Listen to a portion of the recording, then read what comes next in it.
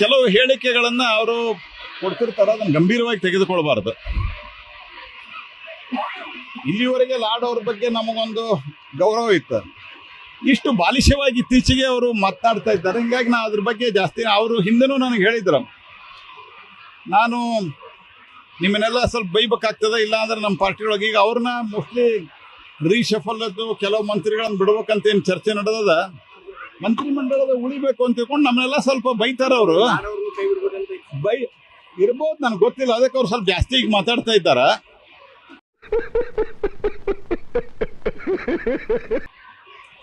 ಅವ್ರಿಗೆ ಇಷ್ಟು ತಿಳಿದಿದ್ರೆ ಅವ್ರು ಬಹಳ ಮೆಚೂರ್ಡ್ ಅಂತ ಹೇಳ್ತಾ ಇದ್ದೆ ನಾನು. ಲೋಕಸಭೆಯ ನಂತರ 5 ರಾಜ್ಯದ ಚುನಾವಣೆ ಅದು. ಠೀಕ, ನಾವು 3 ಒಳಗೆ ಗೆದ್ವಿ, ಇನ್ನು 2 ಬೇರೆ ಬೇರೆ. ನಿಮ್ದು ಏನದ ಅಡ್ರೆಸ್? ನಿಮ್ದು ಪೂರಾ ಜೀರೋ ಆಗಿರಿ ನೀವು. ಡೆಲ್ಲಿ ಒಳಗೆ ಜೀರೋ, ಜಮ್ಮು ಕಾಶ್ಮೀರದಾಗ 6, ಹರಿಯಾಣದಾಗ ನಿಮ್ಮ ಸ್ಥಿತಿ ಏನದ? 3 ಪಾರ್ಟಿ ಸೇರಿ ಗೆದ್ರೆ ನೀವಲ್ಲೇ. ಮಹಾರಾಷ್ಟ್ರದಾಗ 10-20 ಬಂದಿರಿ ನೀವು. ಒಂದು 3 ಪಾರ್ಟಿ ಸೇರಿ ಒಂದು ವಿರೋಧ ಪಕ್ಷದ ಆಗ್ಲಿಕ್ಕೆ ಯೋಗ್ಯತೆ ಇಲ್ಲ ನಿಮ್ಗ.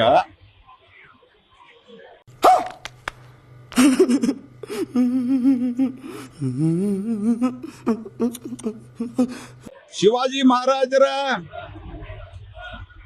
ಜಯಂತಿ ಉತ್ಸವದ ಶ್ರದ್ಧಾಂಜಲಿ ಅಂತ ಆಗ್ತಾರೆ ರಾಹುಲ್ ಗಾಂಧಿ.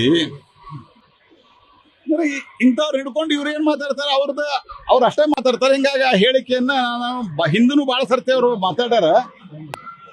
ಮೋದಿಯವರ ನೇತೃತ್ವದಲ್ಲಿ ದೇಶ 5ನೇ ಅತಿ ದೊಡ್ಡ ಅರ್ಥ ವ್ಯವಸ್ಥೆ ಆಗಿದೆ.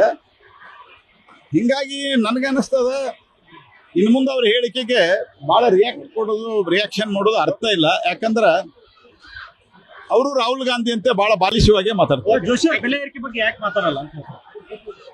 ಡಾಲರ್ ಬಗ್ಗೆ ಮಾತಾಡ್ಬೇಕಿತ್ತು, ಮಣಿಪುರ ಘಾಟ್ ಬಗ್ಗೆ ಮಾತಾಡ್ಬೇಕು.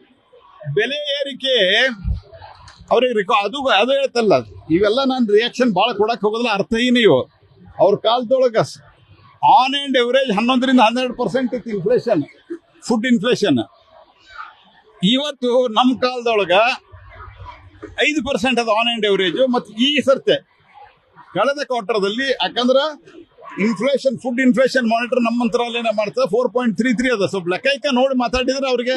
ಮತ್ತು ರಾಹುಲ್ ಗಾಂಧಿ ನೇತೃತ್ವದ ಮೇಲೆ ಮತ್ತೆ ಅವರು ಹಂಗ ಮಾತಾಡೋರಲ್ರಿ.